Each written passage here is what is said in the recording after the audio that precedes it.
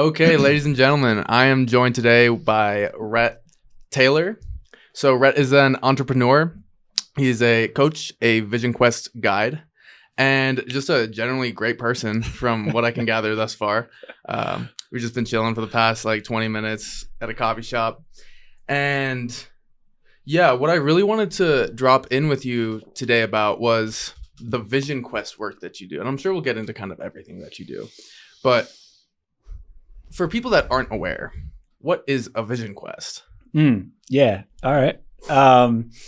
So a Vision Quest at its core is an opportunity to get into nature, to get into silence, solitude, simplicity, and really sever yourself from some of the things that have been a part of your life, and to check in and see where you want to go from that. Really, it's about getting silent. It's about being on your own. It's about being in nature and allowing your visions to come to you through that simplicity. And these types of experiences mean the world to me, because I don't think a lot of people know, but I am a nature boy till I die. I always have been. My mom literally used to call me the nature boy. I'd be running around the creek, picking up crawfish, just hanging out in the trees up in upstate New York. And then it came out here and just something in me lights up. Yeah. Just being around trees and rivers and mountains and animals. It's hard to actually quantify it, but I will say the mountains of Colorado, since I've been out here for the past decade, have in a way defined me. Yeah. And made me who I am. Yeah. And I talk a lot about Buddhism, Dharma, psychology, all of that fun stuff. But in my bones and in my heart, I'm getting chills saying this because it's the mountains, it's the woods, it's the natural world. It feels like home. I've literally talked to my friends about backpacking, backcountry camping, and been brought to tears about how much I love it. And it's hard to put it into words, especially for people that don't have a relationship with the natural world. And yeah, I wonder if you could speak to, I guess, what it's done for you. What got you interested in being a Vision Quest guide? It's a long story, man. But yeah, I've also always had a deep connection with the natural world. I mean, deep. And yeah, I wasn't always able to be in it. In fact, I was born in a town in Wyoming with 11 people. I was the 12th. Esterbrook, Wyoming. And but then ended up growing up in some of the biggest cities in the world. And I always felt out of place. I always felt uncomfortable. But I would always gravitate to the most natural places in those cities. And it might be Central Park or an abandoned lot in Boston or Abita Puerto Park in Sao Paulo, whatever it is. I would always find my way there. And anywhere where there was a little bit of something growing and a little bit of dirt showing. And yeah, it's where I went to connect. It's where I went to reconnect. And it was, it's always been very important to me. And so when it came time to choose where to go to school, I chose University of Colorado in Boulder. And I wanted to be in the mountains. I wanted to be in nature. And it was a good choice for me. I ended up living all over the world in some of the biggest cities, and always gravitated toward those spots.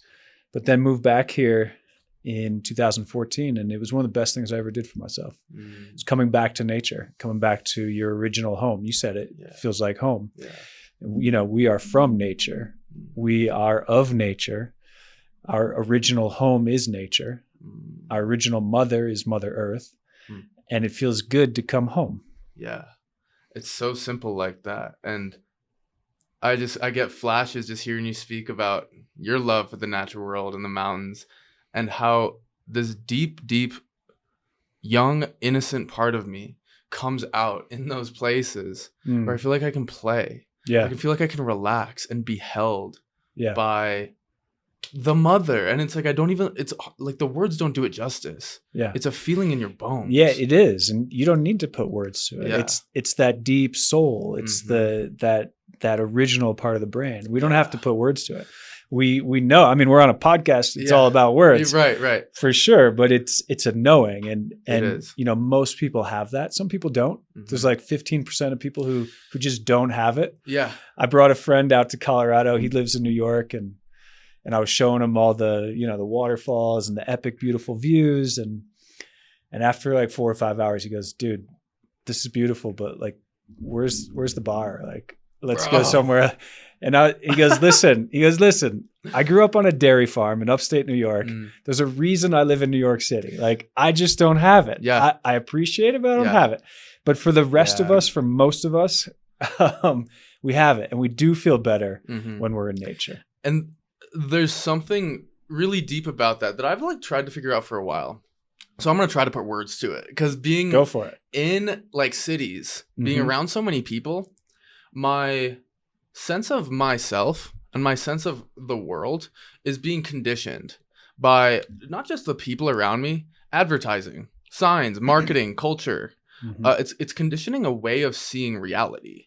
So when I go out into the mountains, either solo or with, again, trusted friends that can match the vibes, then again, all of those conditionings start to shed, start to dissolve.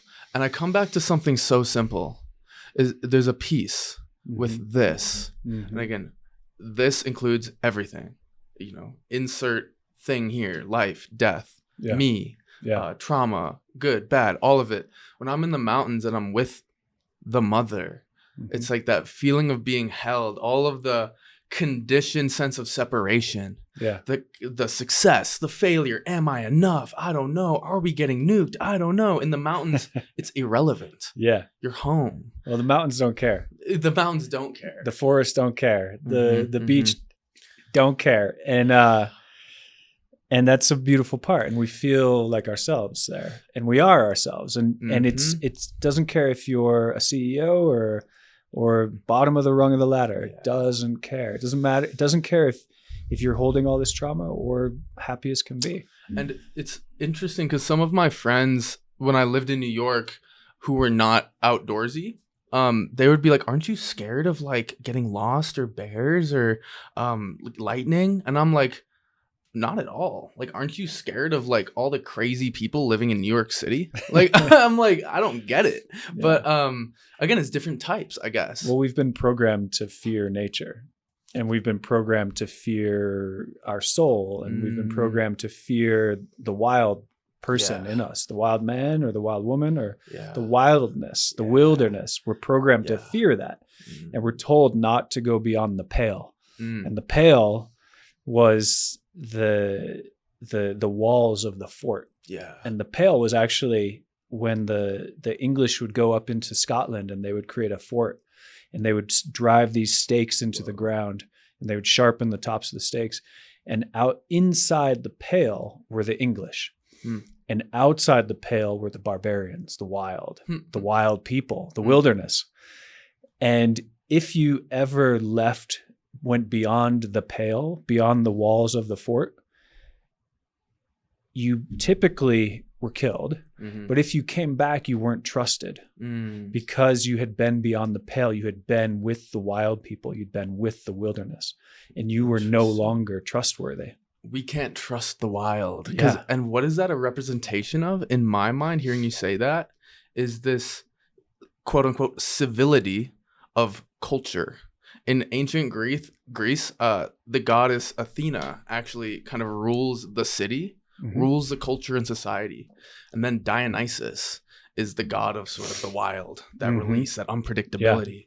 And there's so much interesting parallels with just duality as far as light and dark. And our wild side being the unknown.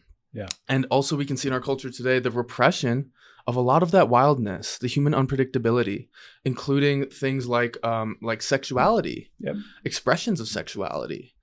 Repress that. Keep it together so that you don't break the mold and you don't tap into the chaos of our human wildness. And again, there's such a harmful effect that happens in the psyche when we don't have an outlet to tap into our wildness. And it's not just sexual. It's my ability to relax into again, the darkness, when I say that, it's synonymous with not knowing, Mhm. uncertainty, groundlessness. And again, when you're in the mountains, what do you see? You see, among other things, death everywhere. Death everywhere. You see dead animals, dead trees, decomposing stuff. It's life, death, lightning, sun, all of it. And for me, there's a recognition, oh, there's not a damn thing wrong with any of this. Yeah. Any of this. I don't have to be afraid, no matter how many people say, oh, you need to be afraid of death. You have to be afraid of your wildness. Because guess what? What if you don't fit in? Mm-hmm. And like something broke open in me. Again, when I was probably in my early teens, I was like, fuck that. It's not the way. And I knew that. Yeah. I could feel that. And it felt like in hindsight, just breaking out of that cage. Yeah. And I can't go back. It's like open Pandora's box. Once you're out of there and you're looking at it, you're like, why would I go back to that cage? Yeah. It's a cage, Yeah. Well, I talk about the English and European culture, and we had, that culture has a real distinction between inside the pale and beyond the pale. And there's a difference between the human and the wilderness, and human and nature. Right. But as we know, a lot of other cultures had it the complete opposite way, and there is no distinction between nature and human, and we're all part of one system, and these are honestly the cultures that thrive in nature, and you saw it happen when Europeans came to North America, and you would see it in people, young men, many young men would go off, they'd look at the farm in Virginia that they were on, and they were the third son, and they knew they weren't getting any sort of inheritance, and their life looked like just toiling away. And then they'd see the Native Americans hunting and gathering and dancing and being wild. And there was this draw that they couldn't put into words either. But many young people, men and women, left the farm and went and joined the tribe. And people thought that they were crazy. They had gone beyond the pale, and they were no longer trustworthy. And they thought that they should be rescued and brought back. And there's many accounts of people being rescued, quote unquote, and then escaping again and going back to the tribe, where they felt more themselves, more alive, more in tune. And so, we think of culture as being European culture, but there's so many different cultures that are in tuned and part of and one with nature. And something that's so sad that I've actually recognized with this is, again, this white civilized Anglo-Saxon culture, again, in the mind of that collective, separated itself from nature. Said, we're civilized, we're not barbarians. Look how much better we are than them. So there's a separation from the natural world. And all of the cultures that are deeply in tune with the flow of the natural world, in tune with what we really are, those cultures have this sense of, I would say, among other things, peace, enoughness, collaboration. It seems like the demons that have separated themselves in their own minds and thus feel so alone and so insecure, they're the ones that tend to conquer, colonize, and dominate. Who? The peaceful cultures who have found enough, who are living in tune with the natural world. So it's like, I heard in the show 1883, which my buddy just turned me on to. It's about 1883 going on the Oregon Trail. The natives said something like, there's a prophecy where the wolves will come to this land and they will take it over, but eventually they'll kill everything and they'll start to eat each other. And again, that's that separated Anglo-Saxon civilized mind where we see the wolves eating each other. And what do we have? We have Epstein insanity. We have, I say this lightly, but we have demons in the highest positions of power. It's like, how did this happen? And again, there's something about these cultures that live in tune, in harmony with life, death, nature, that learn how to move with it, speak with it. And we have forgotten that. We live so much in the mind, not in the body. Yeah. Well, a big part of that is a lack of initiation, which, can be a little segue to Vision Quest. Please. But it's when the young people aren't initiated, there's a great African proverb that says if the young people aren't initiated, they will burn down the village just to feel the heat. Whoa. And so we're not initiating our young men. I wasn't initiated. You think about it. You know, what do we have? We have get your driver's license, graduate, like go to prom. These are our thresholds, our rites of passage.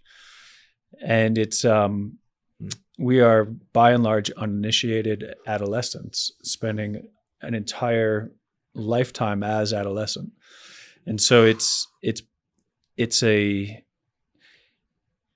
society filled with adolescents, run by adolescents. Yeah. And thank you for bringing that up, because there's something about an initiatory process for men and women, I would say, people, that there's a maturation of consciousness, a stepping into your role in the collective, stepping into the natural nature of some sort of hierarchy, of a purpose. Yeah. I'm a student and a teacher, for instance. You know, I'm a taker and a giver.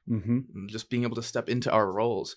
And the adolescent, the uninitiated, it's all about me, trying to prove myself. Yeah. What we can call is very, in like the psychological or Buddhist term, small contracted ego. I need to prove something because I don't feel like I'm home. I don't feel like I have a place here. Yeah. So let me try to be better than everyone else, make more money, and shit on everyone else so I can feel like I'm better. Yeah. What a manifestation of an adolescent consciousness. Right. That has not had that rite of passage to come home. Yes. To feel connected with a place and a people. And when I say place, it can be the hometown. It can be planet Earth. Remember your home here. Yeah. And remember your place. Remember that you're not here for no reason.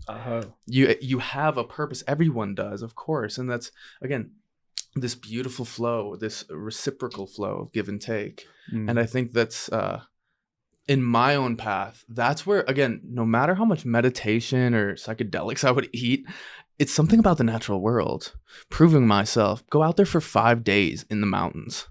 See what you're made of. It will test you. It will test you. Yeah, it'll test you if you want it to test you. It'll relax you if you want it to relax you. It'll show you truth if you want it to see truth. Oftentimes, though, it'll, just like psychedelics, it'll give you the journey that not necessarily that you want to have, but the one that you're meant to have. And that's part of the beauty of spending time in nature and doing it intentionally, and doing it oftentimes alone or in a small group, and then doing it too with simplicity. Yeah, and I just got some flashes of like some of the most beautiful experiences of my life, being in the mountains by myself, and I could cry thinking about it, where I was just like, for whatever reason, I like can't cry like in my apartment around people. I can't like really let it out. I can't sob. Yeah. And then it's like in the mountains, I'll be having a great time, climb a 14er. Yeah. I remember it was so trippy, and we'll talk about how strange the natural world can be, how it's not what it appears to be sometimes. But I was coming down from Mount of the Holy Cross here in Colorado by myself. It snowed up top, and I was wearing a tank top, but I was like, I'm doing this. Yeah. I could not feel my hands. I couldn't like open a protein bar because my hands were so numb. And I'm coming down, and I'm like just kind of hauling down this mountain. I look up, and there's like a cloud moving at me at like 30 miles an hour. Oh, yeah. And I was like, whoa, what? And I'm all of a sudden immersed in this cloud. I can't see my hand in front of my face. And I was like, because it was sunny before, and now I'm like in this cloud for a minute. And then the cloud lifts, and I start walking again, and I get flooded with this emotion, thinking it's hard to even pin a reason, but like the suffering of my family, the suffering of the human existence, the inherent tragedy of this life, of loving a place, loving people, loving this form, and knowing that it all has to end. And it's like so profound. I just broke down and sobbed. And I've had those moments where it feels like almost like you're like similar to vomiting. Where it's like your body's like, now's the time. And for me, I dropped like to my knees. I can't stand. Good. And it's like there's like snot, spit, tears. Yeah. And again, I have never cried like that ever in the city, ever around people. There's something about that safety of being held that opens me up to, again, soul, I would say again, soul, the very tender parts of my being that for whatever reason, again, it seems like for me, it isn't safe enough to actually express it around people oftentimes. Yeah, well, again, it's, Mother Earth and being held by your mother. Yeah. And then that cloud came and engulfed you and held you. Yeah. On that mountaintop. And the mountain, is where we go to connect with Father Sky. And then you connected with Father Sky, and Father Sky is about visions, and it's about future, and it's almost like the north direction. And then to come down the mountain and be held by a cloud, by Mother Earth, and being just swaddled as a baby, so that you can cry. Yeah. It's a beautiful thing. And it's good that you went with it and allowed yourself. Right. Because oftentimes we don't allow ourselves. And it's a purge. You mentioned, purging. This is a way of purging. And as men, we don't purge very often. Right. Women purge every month, and it's a healthy thing. Yeah. We don't have that opportunity. And it goes back to, don't be in touch with your wild side. Yeah. Lock that shit up. It's like, maybe it's related, I'm just riffing here, maybe it's related to some sort of trauma response over generations of not being safe, of being taken advantage of like literally like rape and pillage type vibes for most of human history, or it was Wild West type shit. So there's trauma, and as men, the people that are like, okay, let's try to create some order here, scary. To show that weakness, right? And we're in this age of purification. Yeah. It's like, how do we connect with the parts of us that need to be expressed? And I would say released. Well, yeah, I'm actually really encouraged by the age that I think we're moving toward, which is about wholeness. It is about masculine, feminine, yin yang, whatever you want to call it. But it is much more about wholeness. And people are realizing that real leadership happens from behind. Real leadership happens from the heart. Yeah. And these are the people I'm working with. And I work with some very special, very high performing, very high power people. And they're most interested in leading from the heart, which is entirely encouraging to me. Yeah. It's the shift that I've made in my journey. And it's led to feeling like I'm on the hunt for my own buried treasures. Yeah. And it's an enchanted life. And that's paraphrasing one of my favorite quotes from Elizabeth Gilbert, but she says that we all have treasures and they're buried deep within us. Now, it's up to us whether we go on the hunt for those. And if we don't, which is fine, and a lot of people choose not to, and they choose to stay in what's comfortable, and they choose to play it safe and worry about the bears, and that's fine. But what you're doing by doing that is you're signing up for a mundane life. Yep. Okay. If you choose to go on the hunt to uncover your buried treasures, then what you're doing is you're signing up for an enchanted life. Yeah. And that's one of my favorite words, enchanted, because enchanted is magical. Yep. It means that things happen for you. It's very much that the universe wants to see you succeed. It wants to fill your sails, open the doors, part the ways, and provide the next step for you. Not saying it's going to be easy. Exactly. And so much beauty in what you just said. And that word enchanted is a big part of what I'm creating in my brand, is how do we re-enchant the cosmos, this life and the cosmos that we're living in. Yes. Recognizing it's not what we've been told that it is. It's much vaster, more open than that. And we have actually a responsibility to recognize that we are co-creating this. We are writing the script for the sense of self we live in and the sense of world that we inhabit. And so this notion of re-enchantment is huge to me. And again, I've also come to recognize this distinction between what we'll call ego and soul. Soul being these deep parts of us. It's sort of the organ in the psyche that senses depth, beauty, resonances, purpose, meaningfulness. Basically all the things that make life worth living, I've determined, are ensouled, enchanted. The ego craves security. It's concerned about life, death. Do I have enough? Am I enough? Yeah. Ego is actually inherently contracted. Yeah. It's interesting from the Buddhist lens. Fear creates the illusion of ego. Yeah. So what we are soul-wise doesn't give a shit about safety or security. It craves beauty. It craves depth. It craves meaning. And if we get too preoccupied by fear, then we unconsciously believe in the illusion of this ego, which is, it's not actually caused by fear. The ego is fear. Yeah. Which is interesting. It's inseparable. Yeah. And so with that, the recognition is, can I step into courage to take that descent into soul? And this is something that depth psychologists, including Bill Plotkin, which I'm sure that we'll talk about, his book Soulcraft, but this descent into soul, which we could also say is sort of synonymous with what's been called the dark night of the soul, of entering into the underground. This and the underground is scary. The underworld, we don't know what's there. It's the darkness.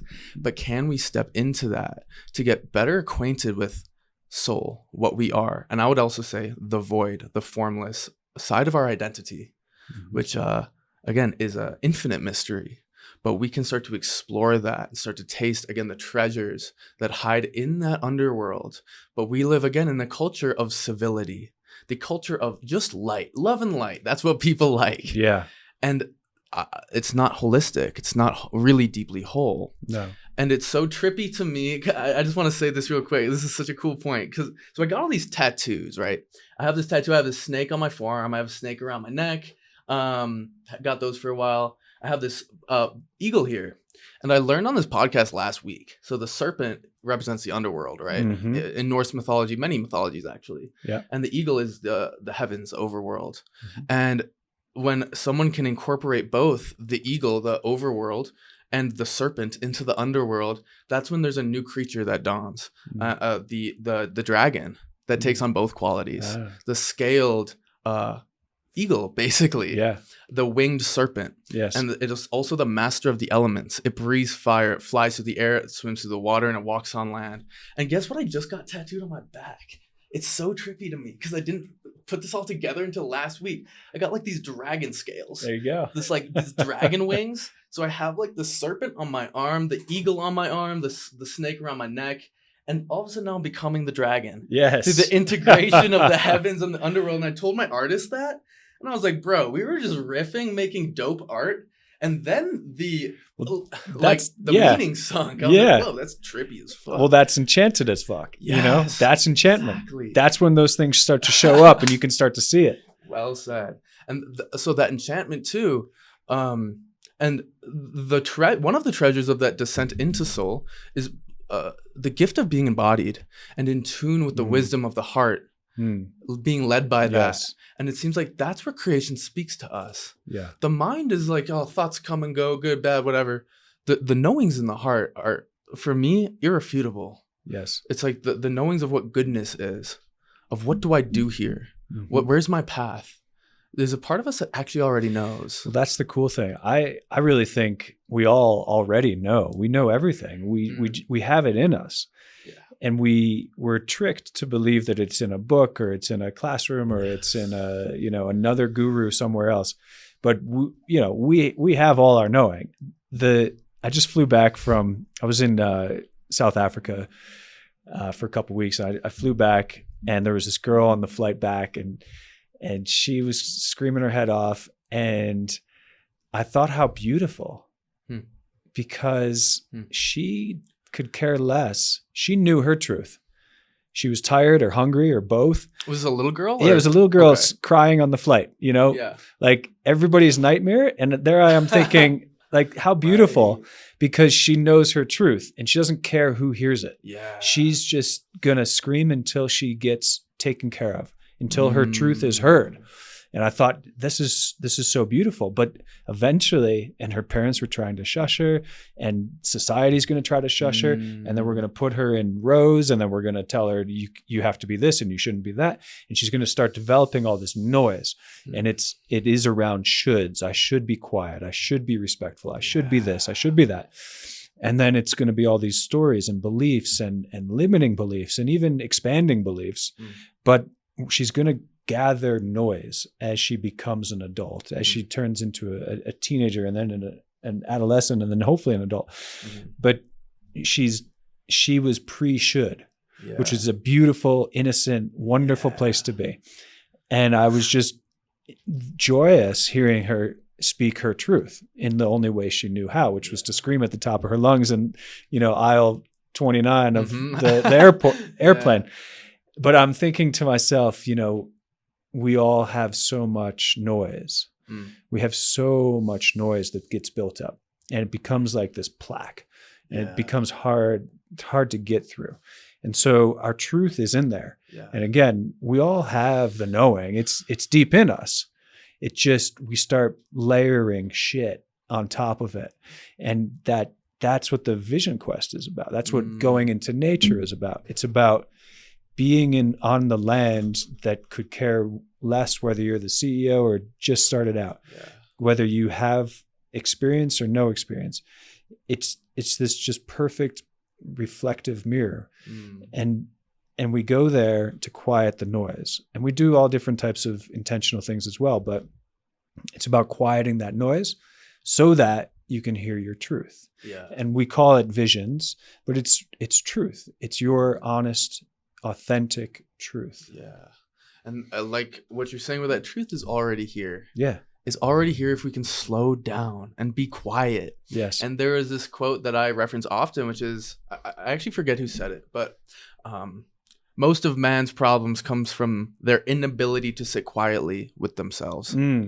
And that's a great quote, right? Let's find out who that is. But I mean, we don't have to right now. And I love that you don't know, because I don't hold back. And it's a beautiful quote, and I think it's so true. For me, again, first it was the natural world, then it's with meditation. So finding, again, because I teach with therapy clients, coaching clients, basically everyone. I'm like, some degree of sitting practice will greatly improve the quality of your life, no matter who you are. Silence. Exactly. Silence is such a luxury these days. It's so noisy everywhere we go. And then again, we have our own internal noise, which is the loudest of all. And silence, solitude. The world is getting more and more crowded. There's still amazing natural wild places. But by and large, we don't go to them. And then simplicity. Simplicity is also a luxury. Think about the time when you went on a trip and you only had this many shirts and this many, and it was like, it's easy to choose what you're going to wear in the morning. Best times of my life. Exactly. Literally. Simplicity, living out of a backpack. Literally. And some of the wealthiest people I work with and know, all they crave now is simplicity. They don't want more shit. They want less shit. They want more spaciousness. They want more time for themselves. They want to simplify their lives. And then there's severance. So there's silence, solitude, simplicity, and severance. And severance is severing ourselves from that noise, from those beliefs, the roles and responsibilities, so that we can then hear our truth. And it all has to happen in nature. I mean, it doesn't have to, but nature is the absolute, perfect place to hold this. I would say maybe it doesn't have to. It would be silly to not be in a natural setting if possible. Because it's, again, the city conditions us. But if you're listening to this in prison, you can have that. That's true. And it makes me think of like Buddhist monks in prison in the Vietnam War, where the corrections officers would be pissed. They're like banging on the bars because these monks would be sitting in bliss for hours. Because you can't touch, let's just say, a pure blue sky mind in a sense. So it is possible for sure. The natural world is a resource, and it's so interesting hearing you speak about the benefit of simplicity. It reminds me of this Jim Carrey quote. I think it was Jim Carrey, where he says, I hope that everyone can get rich and famous, just to realize that that's not it. And because it's like, it's not. It's like the deepest parts of us, I will say again, that which is not concerned with proving itself, aka the ego, trying to feel big because it actually feels so small. The soul, it just wants simplicity. It wants to connect with what I will call is the bliss of existence. And that's not like some woo-woo thing. That's the state of consciousness when we're not caught up in shouldn't, am I enough? Will I have enough? All of these stories, and I like how you call it the noise. It's this conditioning. that is not inherently real. It was made up in the mind of a human being. Yeah. It's not inherently how things are. No, it's not. It's not. Yeah. I've heard people talk about the weight, all the weight that they carry and the weight that's on them. And it's a real thing, but it's also not a real thing. Right. This is made up. And we carry a lot of weight these days. I mean, a ton of weight. And we used to outsource it to deities and gods and myths, and Atlas, held the weight of the world on his shoulders so that we didn't have to. And we could just focus on our own little farm. And even for that, we had a scapegoat, and we would put our all our anger into one goat. The whole village would put all its anger into one goat, and then they'd kill the goat. Sacrificial lamb. Yeah, exactly. And then that would go away, and we'd rid ourselves of that anger. And so we no longer do that, and we carry all the weight of the world on us, on ourselves, but it's still not real weight. And it's called weight. And it's experienced identically to real weight. And what this is pointing to is one of the main profound, deeply transformative truths about Buddhism. This notion of what they call emptiness, shunyata is the Pali word, where there is no objective way that things are, ultimately. Right. So the constructed conditioning, the belief systems, the conceptual frameworks that we just take for granted, and we just say that this is how things are. Actually, we're forgetting that these are constructed, and that these constructed experiences, although ultimately empty and not real, feel real. They feel very real. And yeah, absolutely. And there's a great podcast, The Emerald, The Weight That We Carry. I love that podcast. Oh yeah. Josh is amazing. Poetic, beautiful. And just so well produced and gorgeous. So put that in the show notes. Yeah, for sure. That show. Shout out to him. I've been brought to tears with that. Like the way he integrates the music into it. I'm like driving and I'm like crying as I'm driving. I'm like, holy shit. I mean, he is a born storyteller. He is. And he's just a wonderful guy. But The Weight We Carry, it's his latest podcast right now, and it goes deep into this. I haven't heard his latest podcast. It's and the thing is too, so what really gets me off is the recognition. So the weight that we carry is empty, fabricated, constructed in mind. So not only can we understand the mind to, like you're saying, let go of conditioning, just recognizing its inherent transparency, saying, these are sort of real, but it's sort of, transparent. Yeah. And then what can we build in its place? Once we deconstruct that thoroughly, what sort of belief systems, conceptual frameworks about, again, self and world can we inhabit, recognizing there is no way that things are? Can I literally view myself as angel, as the source of creation speaks through me? And having that be equally as real as saying, I'm just Ben the human being. And having access to what I call a multi-dimensional experience of self and world, where we're not limited to a flat, sort of one way that things are. I can say, I'm Ben the human when I'm chilling with my fam and when I'm a therapist. For the most part, I'm just Ben the human. But that's not all that I am. Can I access, again, multiple dimensions of experience where I'm also, again, can I say angel? Or can I say mythic? I am spirit. This world is a dream or an expression of divinity, and just feel those constructs, because they are still constructs. Feel them like outfits that I wear. How does it feel to be an angel? And really try that on, and again to see that also as transparent. So that we're not stuck and limited in any sort of worldview. We're not going to solidify any view that traps us in the labyrinth of our own mind.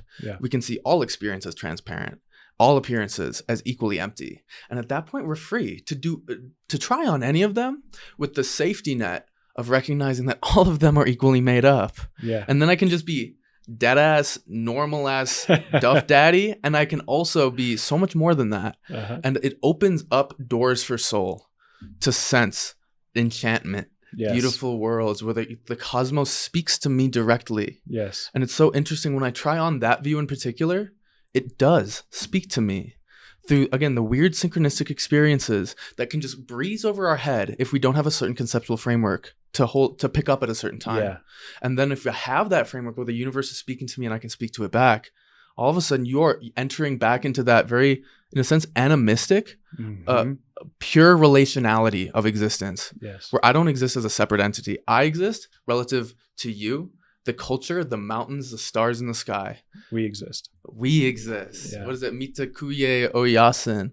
All Mm. my relations. This is I think it's a Lakota saying. Uh-huh. So like they would say, are four-legged people. You Yeah. know, the bears, Right. the deer, four-legged people, still Uh-huh. people, Uh-huh. you know, and we are in relationship with them. Yes. And that seems like, again, what we've forgotten when we've been locked into this Anglo-Saxon view that rejects our humanness, but also more than that, just the natural flow of creation. It's like it's almost adolescent in nature that it's turning away Mhm. from the truth. Yeah. It's like fuck you, dad. Like you don't own me, and it's like, again, it's so adolescent. Mature, come back to the father, the mother, reconnect with what we are, and there's a piece that comes in there as well. And it's like I'm so curious, especially because you work with like high functioning, it sounds like executives, right? Mhm. Yeah, mostly leaders, founders and CEOs. What might the world look like in your mind, and this is a hypothetical, if we had culture led by initiates? Mm-hmm. Not just led by them, but could set up systems Mm-hmm. for the initiation of new beings, kids, to be able to have those deeply meaningful openings. What would it look like? Yeah, I've actually thought a lot about this. I mean, in my own frame, but I think about the times when I would come back from my vision quests, and I've been doing vision quests since maybe the early 2000s, so call it 25 years or so. And I've done 5 or 6, and each time I would come back to, a house and laundry and my wife who'd give me a kiss and say, glad you're home, safe. And then it'd be Monday morning and I'd go to work and I'd go back to being, just me. Yeah. And I wasn't coming back to a village. I wasn't coming back to a group of elders who encouraged me to go out there and have the visions so that I could bring the visions back to the tribe. Doing a vision quest isn't for you. It's for your tribe. It's for your community. It's for your people. And then they want to hear your visions, and you would sit with the elders and they had done it too. And they were initiated, and they would hear you and they would witness you. And then they would tell you, we see you. We see you differently. And in some cultures, you got a new name then. You transformed from your first name to your second name. And I think about what that looks like. And I think about how obviously missing that is in our society. I was just thinking it sounds nice. It sounds real nice to be seen and felt, especially as a man. Yeah. I hold fire circles up at my house up in the mountains, and I'll have 20 guys come, and the whole thing is just about being around the fire, sharing what's on our hearts, and being witnessed. There's no sharing back. There's no solving or trying to fix anybody's issues. It's just being heard and seen. And we miss that. Women do a better job at that than men. And sometimes that's all we need is just to feel seen, feel heard. But I think about what it looks like to have a society where you can come back from a rite of passage and where you can be seen and witnessed and initiated by the initiated. And it's a powerful place. And it's one of the reasons why I do this work. And then with the vision quest that I lead, it's always in a group, and my favorite part is going out and gathering everyone on that morning after they've spent their 3 or 4 days in the threshold. Go out and gather them, bring them back into our base camp. We break the fast, and then we sit together in a circle and we share. One by one, people share their visions. They share what it was like. And we see them and we witness them and we reflect back. We mirror to them what we're seeing. We don't try to solve again or anything like that.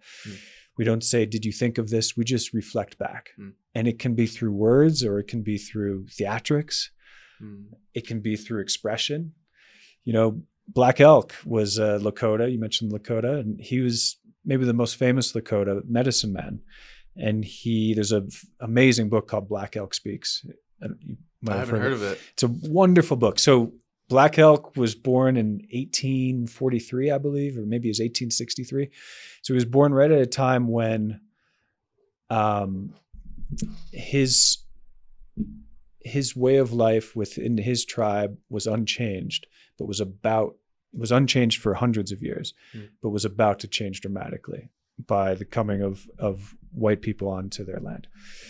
And he, as a 9-year-old, was sent out to go have his visions and bring them back. And he had very grand visions. Like as a 9-year-old, he had the vision of of what was going to become of his people and how they could save themselves. And it felt very grand. Imagine if a 9-year-old came back from summer camp and told us, listen, here's what's going to happen to America, and here's how we can save ourselves. Whoa. We would be like, all right, kid. And so what Black Elk did, though, was he kept it to himself. And he spent 4 or 5 years just holding it in. And he became a teenager, and he became a especially angsty teenager. And eventually his parents were like, we're sick of this, you know. And they finally got him to talk with a medicine man named Black Road. And Black Road sat him down, and he coaxed out Black Elk's vision. And Black Elk shared his visions. And instead of Black Road saying, well, this is crazy, or this is grandiose, or okay, kid, and belittling it, Black Road saw it and saw him and witnessed Black Elk. And not only did he share in words, but he had the very next day, they gathered people from the whole tribe. And Black Elk's vision was there were 4 horsemen in each of the 4 directions, and there were thunder gods, and there were maidens and virgins, and they gathered 12 horses and 12 horsemen and the fastest in the tribe, and they gathered the fairest maidens in the tribe, and Black Elk wasn't the center of it all. He was just a role player in the vision. The messenger. He was the messenger. Yeah. And they had elders, and they had people with thunderbolts. And then they performed this. They reenacted Black Elk's vision to the whole tribe. And Black Elk felt seen, and he felt heard and witnessed. And he went from this angsty teenager to become perhaps, you know, the most important medicine man of his time in his tribe. And this reminds me of an African proverb. I think it's Ubuntu is this concept. I am because we are. Yes. And in our culture, we forget that. And for instance, you see a homeless guy and it's like, oh, at least it's not me. You know what I mean? What about I am because we are? Yeah. If others are sick, that is by default going to impact us. Just by default, not in some woo kind of way, maybe, sure, but also just obviously. If there are people that are sick, that are starving, that don't have enough, they're gonna steal your shit potentially because we don't take care of each other. It's again a product of that individualism. I will say also fear and how it constructs separate senses of selves. Whereas when there is less fear, it's just again the knowing is there. Obviously, I am because we are. And it's interesting. It's almost like this progressive opening of the heart to hold more than just me. And usually in our culture, it's just maybe the nuclear family, but the heart can open wider than that. The heart can open to hold your community, all of humanity, the whole cosmos, and having a duty actually to what I would call another expression of self, which I am in a sense all of this. I'm not just Ben. What I really am is all of this, and it's the responsibility of this being right here to look out for that. Obviously the people that I love, but also like people that are suffering. Like not only do they impact this being right here, me, Ben, but also in a very real way, the seer behind those eyes is the same seer behind my eyes, seeing a different life, experiencing whatever drug addiction, psychosis, freezing to death on the streets of Boulder. And I will say that's a common thing. I did an internship with an outreach team to the houseless community here. And I went to this event that was like a memorial for all the people that died in the city of Boulder, all the houseless folks that died in a year. And it was something like 50 or 60 people. And I'm like, you don't hear about that, right? Mm. But these people just die on the streets. These are somebody's sons and daughters. How did this happen? Like it's heartbreaking. Yeah, you don't see it in a lot of the societies we mentioned before. Right. You know, in the Lakota tradition, it was all, and many, many other beautiful traditions and cultures, but it was all about, you know, the way you showed your wealth was by how much you could give away. That hits right. Yeah. That hits right. And there's, again, something about that. And also the joy of simplicity, where I learned from certain Buddhist teachers, specifically this guy, Robert Bay, and he says simplicity. And actually, he says renunciation, like in the context of the Buddha or Christ, living with very little is not just because, oh, you're, you know, the son of God or whatever. It's actually because having less is a direct avenue to more joy. Yes. Because I have less to hang on to. Yeah. So all of a sudden I can tap into, again, what I would call the bliss and joy of existence. Yeah. Without more shit in the way blocking my view. More noise. More noise. Yeah. And again, you see it with people who, you know, hit the big time or strike it rich or whatever you want to call it. And oftentimes they go out and they get the toys and they get the things and they get the multi-houses and then eventually it comes back to simplicity. And there's this shedding that happens. And right now, you know, my wife's been telling me about the year of the horse and shedding. And I spent the whole weekend just like, I realized I had 4 pairs of sunglasses in my center console in my truck. I'm like, let me do some shedding here. Yeah. And it just feels good. It feels right. That I just hearing you say that, I'm like, I already have too many clothes. What do I do with this? Who do I give these to? Yeah. I got some homies in mind. I'm like, I gotta bless some people. Yeah. And that's the thing. It feels good. I'm like I gave a couple flannels to one of my good friends and he's like, wait, you're just gonna give these to me? And I'm like, yeah, man. Like I have enough. And he's like, thank you so much. And I'm like, just that feeling right there. Like generosity leads to happiness. Yeah. I really think kind of all emotions boil down to 2. And one is fear and the other is love. Yep. And so when we're in with love, then it does feel like abundance. It feels like abundance. But when it's about fear, it feels like scarcity. Yeah. And so that question of you're just going to give this to me? Yeah, it feels good. Yeah. It's because you're in love with that as opposed to fear. Like, well, exactly. I might need this later. And I love that you say love and fear, because in a sense, we can view all of existence and all phenomena from that kind of dualistic polarities, love and fear, or expansion and contraction. And the funny part about contraction, or what we'll call fear, is that it narrows the vision. Where when I'm afraid, I can only see the object of my fear. Yeah. My vision is now clouded. I can't see all of the options available to me, all of the resources available to me, all of the doors that I can just walk up to and open in life. It all becomes so narrow when I'm in an experience of fear. And what's also interesting is if we act from that fear, unfortunately, what we're doing is we're solidifying its inherent reality. Yes. We're almost consolidating the fear of saying, oh, you're real and I really have to fear you, through acting from that place of scarcity and fear. When I act from love and generosity and giving and expansion, I'm actually consolidating and solidifying the reality of that love, where that's my world. And again, from the Buddhist lens of emptiness, there is no one way that things are. We can live in a fear-based world or a love-based world. Both are equally real and equally constructed. So then the choice is ours. Can I lean into courage, generosity, expansion, letting go, letting be, instead of, again, contraction, fear, greed, selfishness? Because I get like visions of this biblical notion of the rapture, where society is going to be split. God's going to save the chosen few, and the rest are unfortunately going to live in hell on earth.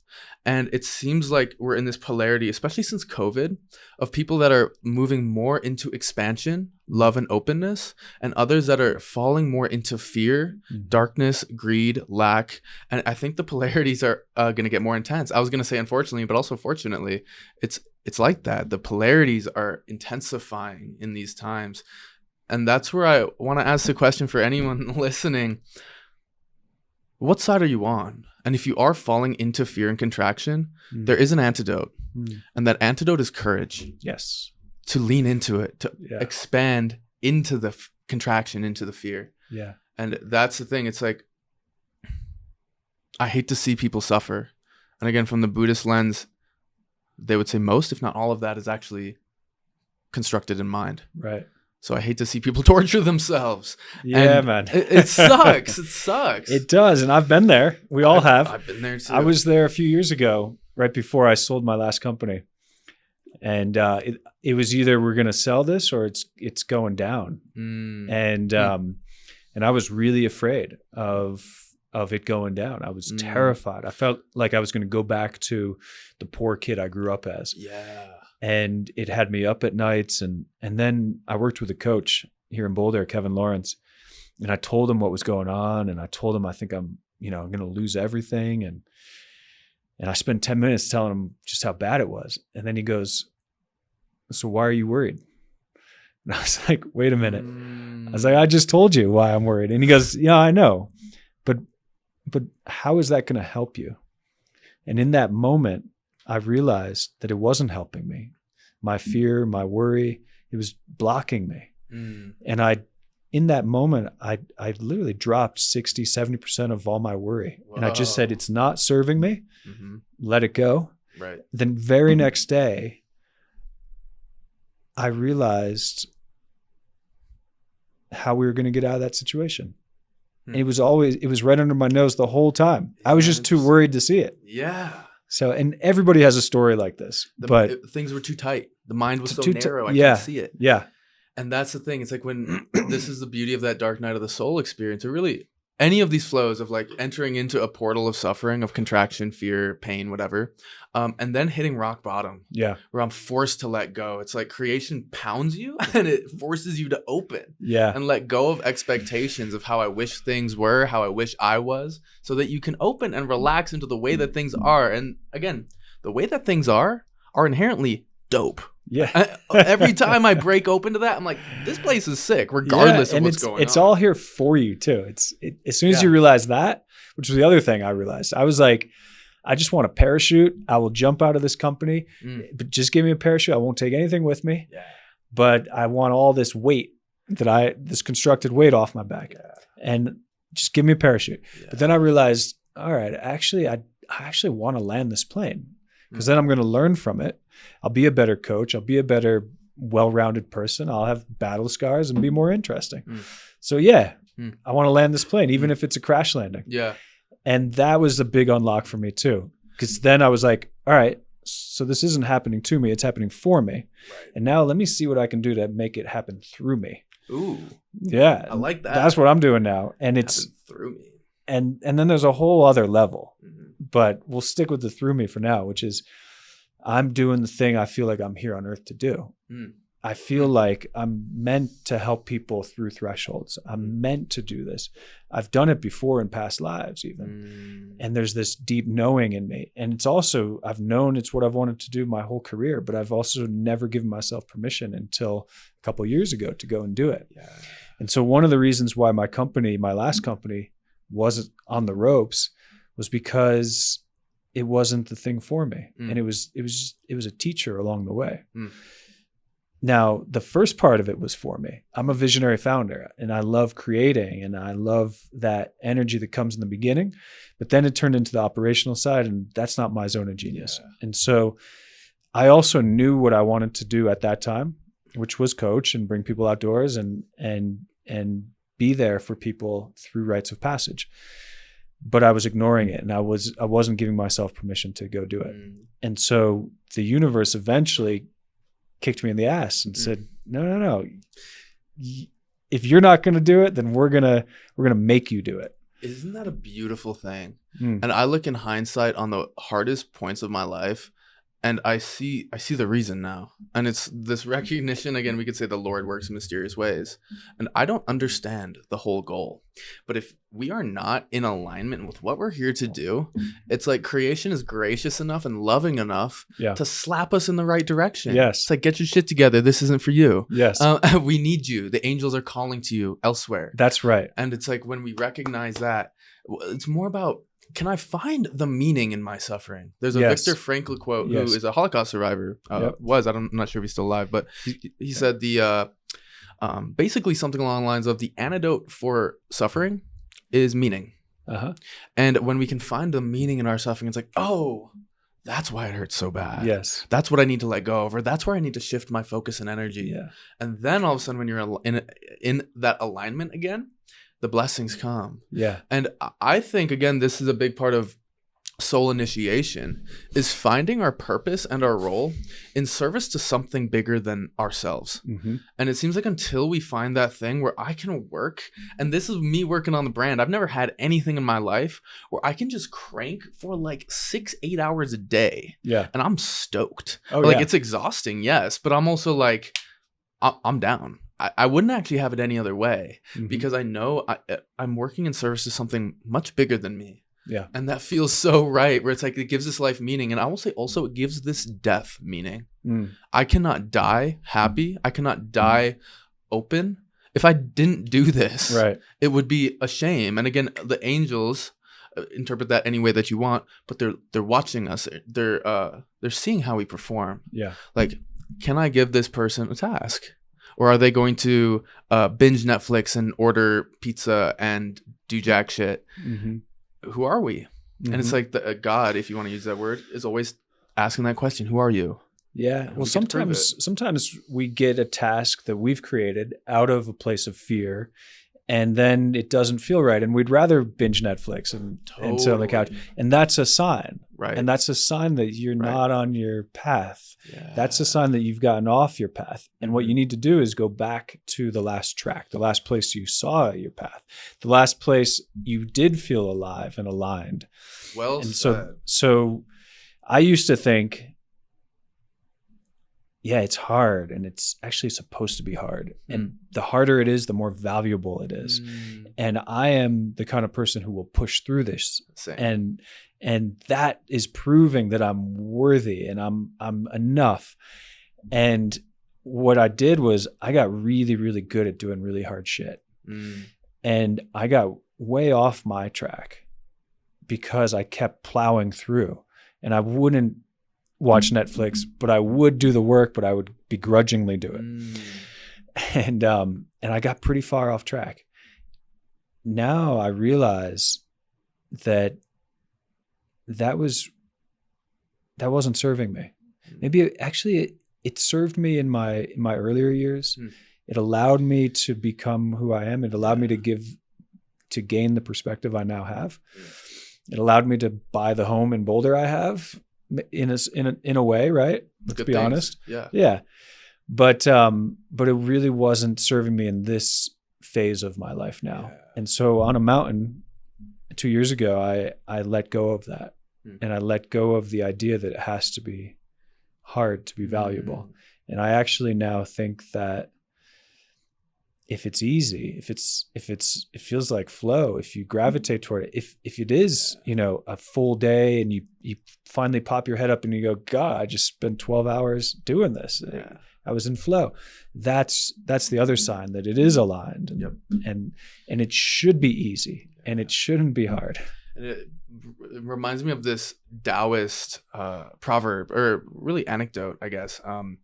In Taoism, they talk about being aligned with the Tao. So the Tao, we could translate as basically the flow of things, the natural flow of things. Yep. And there's a story about a butcher who's carving an ox, and like the student is watching him, and he, just perfectly carves this thing. He's like, I haven't sharpened this cleaver in 20 years. Because he doesn't hit the bones. He carves in the perfect areas where he's not even forcing anything. And all of a sudden the leg drops. And it's like, that's how you live life. Just path of least resistance. That's where you're heading organically. And there is a point. And again, I like the metaphor, the image of sort of a river. Like the river, it just flows path of least resistance. Yes. But there will be rapids and there might be waterfalls. Yeah. And, well, I used to be rowing upstream. I used to see myself as rowing upstream, and I would purposefully aim for the rocks and the waterfalls. Me too, bro. It's something like I learned is like life is always going to be hard. So it's like, but that was one of those stories. Right, and it was about proving to myself that I was worthy, that I was enough, because I could do hard shit. Same. Because I looked around when I was a kid, and I said, I don't want to live like this. I want to have money and I want to have happiness and I want to have a nice home and stability and safety and cool things. And I said, well, it looks like it's hard to get money. It looks like it's hard to get a nice home and all these other things I want. So I'm just going to get really good at doing really hard shit. Yeah. And I started getting good grades. I started, raking every lawn and mowing every lawn and walking every dog. And I would save that money as validation, as proof that I am worthy. And then I got into cross country and long distance running and then ultra running. And I was constantly rowing straight into the waterfall, the rocks and the rapids. And then I realized that just wasn't serving me any longer. And I let go of the oars and I felt myself drifting on the river. And I felt myself going backwards, still facing forward with full trust that the universe will fill my sails. I no longer need to row because I'm going with the current in the flow. And there's wind filling my sails that have now popped up. And then the universe is also parting the ways and opening the doors. And that has been the big unlock for me. And I think there's something to be said about honoring all of those paths and in a sense the perfection of all of them, like based on again your childhood, based on the conditioning. It's like that view, that belief served you. Actually, you got the house, you were able to follow that thread until it was no longer what was required for you. Exactly. And then what was required is letting go, actually. And I think there's something to be said. It's not one way or the other.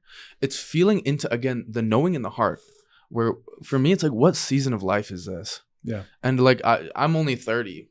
Well, I'm 29. I'll be 30 in a few months. But I've already seen like quite a few seasons and things change. And this recognition of, again, for me, there's not an objective right or wrong. When I sink into the perfection of the flow of the Tao, I'm like, oh, again, based on conditioning, who I was, what I had available to me, I had to act a certain way. I had to really want it. I had to push myself. And I still have this part, and I actually feel it fading recently of like really pushing myself. And I just got into ultras and now I'm like running that and it's fun. But I'm like, I see like, where's the end point here? Well, I think if it's for alignment, if it's just doing hard shit for the sake of doing hard shit so that you can prove to yourself that you can do hard shit, like that I'm not down with. But I still do big challenges. I still do really hard things for the alignment of it. If it's going to bring me into alignment, if it's going to push me way beyond my comfort zone, or if it's going to show me another side of myself, I'm all for it.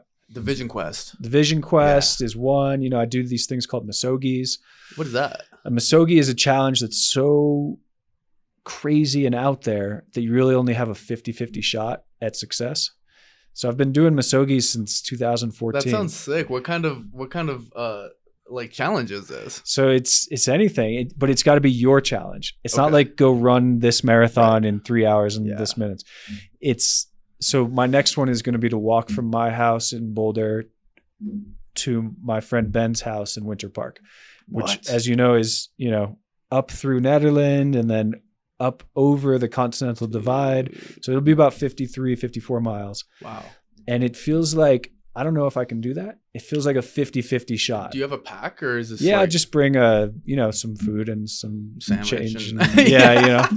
like an afternoon hike. Yeah. I mean, it'll be a 1 day shot. Whoa, 1 day shot, 50 miles. Yeah. Are you going to run it? Or no, I'm just going to hike it. I'm going to do my best. Yeah. We'll see. Maybe I'll run some sections. I fuck with that. That sounds fun, dude. Yeah, well, it's this thing that, Misogi is Misogi. It goes all the way. It is a Japanese word, and it goes back to one of probably the most badass myth of all time, which is the myth of Izanagi, who's a Shinto god.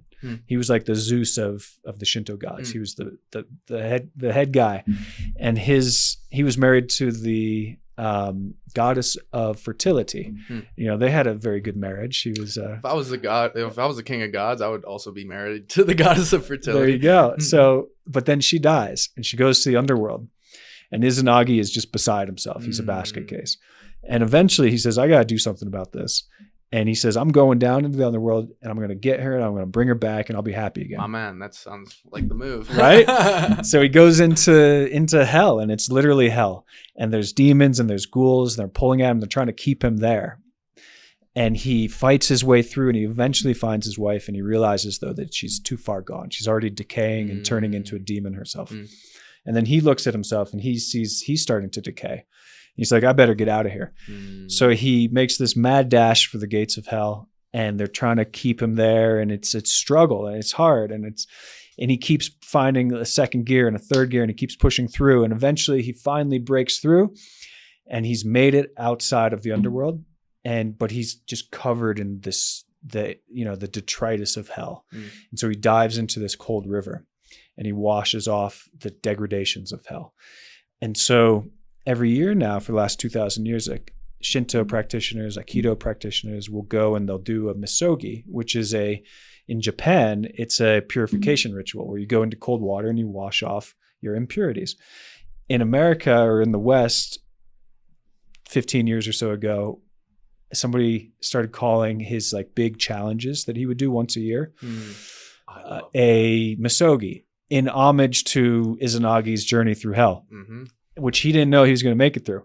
And so it's things like an ultra marathon, or it's like one of the things he does is he'll take this big like 80-pound rock, and he and some friends will carry it across a bay. So they dive down, carry it for 10 feet, swim back up. What? That's sick. Yeah, so it's got to be hard. Dude. And it's got to be funky, and it's got to be you. It's got to be, kind of kooky. I fuck with that. I'm going to do that. All right. That's because I'm already getting stoked. It makes me think like whatever, hitchhike around Colorado, or 50-50 shot. I guess it would be, ultras are chill, but it's not as organic, actually. Yeah. It's so it too would scripted. be like, I think I could run 50 miles? Yeah, I think I could run 50 miles. So that's not your Misogi. Yeah. What about 70 miles? Ooh, I don't know. All right. And like unsupported and this funky God. route, Yeah. or maybe it's the Continental Divide. Yeah. So it's got to be something out there. But I'm already like, I have so much confidence in myself, which is pros and cons to that. Where I'm like, I could probably do it. Do it for a decade. Yeah. And you should fail. Yeah, totally. You should fail Exactly. 50% of the time. Got to find the edge. Yeah. I have actually failed more than 50% of the time. That's a good sign. And it's, cliche, but you learn a lot from your failures. Yeah. One of them was climbing Denali 2 years ago. And that was the mountain I referenced where I let go of the oars. That's like a 3-week climb. Yeah, typically it's 3 weeks. And I knew I could do the climb. It was just the last day. The last day is like the biggest day of your life, the summit day. Is it sketchy AF? It's sketchy. It's cold. It's as cold as it gets. It's sketchy. There's a lot of ice. How high are you up there? You get up to 20,000 feet. And it's a good one. I believe it. But it's a 12, 13, 14, 15 hour day if you do it well. Yeah. And so that was going to be my Misogi that year. And really what it should do is it should define that year. So you look back and you go, 2013, my Misogi was to bike from Boulder, 2014, my Misogi was to bike from Boulder to Snowmass, or to Steamboat, which is 200 miles. And I failed. 2016, it was to do a vision quest, actually. And a 4-day vision quest, and do it on my own without any support and no food and fasting. And that was my Misogi for that year. I already see it as like a purification, and that's what I call things. I call the ultras, high dose psychedelics that are kind of sketchy sometimes. Anything that really pushes us out of our comfort zone. It's a purification, and I'm already thinking, because again I am so stubborn. I'm like, I hope I don't die doing one of these things. But if I do, well, that's the number one rule. Right? Don't die. Don't die. That's definitely the number one rule. And there's only one other rule, and it's what is it? It's the first rule is definitely don't die, and the next one is like make it super hard. Yeah, make it super hard, but don't die. That's So it's a fine line. It's a fine line, but right, we're about out of time. But this has been such a beautiful conversation. Thank you so much for coming on. This was sick. You're a dope dude. Well, likewise, man. Yeah, and I want to give you a chance to also shout out what you're doing, the things you got going on, the vision quests, anything like that. Amazing. Thank you. And thanks for the platform. This has been super fun. Of course, dude. You're dope. And I'm glad I got to connect with somebody again who's so earthy and aligned in that sense. We didn't even get to talk about Soulcraft. I wanted to go there. Maybe we'll have to do another. We'll do another one. Maybe after when is your Misogi? Well, I'd love to get you. Well, that Misogi is going to be in June. Okay. But I'd love to get you out on a vision quest. I would love to. Yeah, that would be epic. You do them in Colorado and Utah, correct? Yeah, Colorado and Utah. Yeah. So the spring is in Utah, in my favorite area, Escalante area. I love Escalante. Yeah, it's the most spiritual place I know. I was gonna say magic. Yeah, is the word. It truly is, and you can feel the ancestors there, and you just the rock and the big sky. And, excited. Oh my god. Yeah, this time of year I start like really craving that desert, the canyons. I've been doing a desert trip every spring the last few years. Yeah, and there's something about it, southern Utah. Oh yeah, and then in the summer we come to the mountain. So we go from Mother Earth to Father Sky, and we go to the Elk Mountains, kind of up near Aspen, Carbondale, and that's a really, really special place. And it's a different vibe. There's weather that can come in, and it's a different vibe. And then we go back to Utah in the fall, and then around the world in the winter. So really? Saudi Arabia in November. Are these mostly Saudi people? Or? Yeah, those will be mostly Saudi. Cool. I used to live in Saudi Arabia and still have a lot of friends, and some of my favorite people are there. Does Saudi Arabia have like mountains or? Yeah, really. Saudi Arabia is gorgeous. Damn, I'm stupid American. No. I mean, even a lot of Saudis don't know this. Yeah, but I lived there for 4 years. Last year I rode a motorcycle from Yemen to Jordan, straight across the desert. Was that a Misogi? No, it wasn't. It felt like a challenge though, because I was riding with some really good riders, and I'm just a mediocre rider. Yeah. And I was just glad I survived. You live an enchanted life. I do. Things. Yeah, yeah. But Saudi Arabia, Mexico, Chile.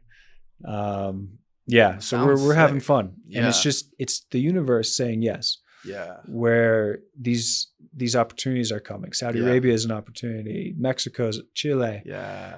And it's just saying yes to being on that enchanted life. Well, I would love to do one of these experiences. Yeah. With you, I guess, guided by you. And be part of the group, and come back and share your vision and have that mirrored back to you. Yeah, exactly. And so Ret, it's a pleasure to meet you, my man, again. Me too. I'm excited to stay in touch. And those fire ceremonies, I don't know if it's open or if it's a men's group or whatever, but it would be cool to like just again witness that kind of community. Yeah. Because I think again, after certain retreats I've done, there is that kind of sharing. Not trying to fix, not trying to help, just holding. Just hearing, being heard, witnessing. Medicine. And we need witnesses. And that's what Black Elk got when they reenacted his vision. Right. And he needed that. And we all need that. So check out my website, rettaylor.com, RET Taylor.com, or Instagram, @RetTaylor_. Amazing. And so Ret, again, thank you so much. And thank you everyone for listening.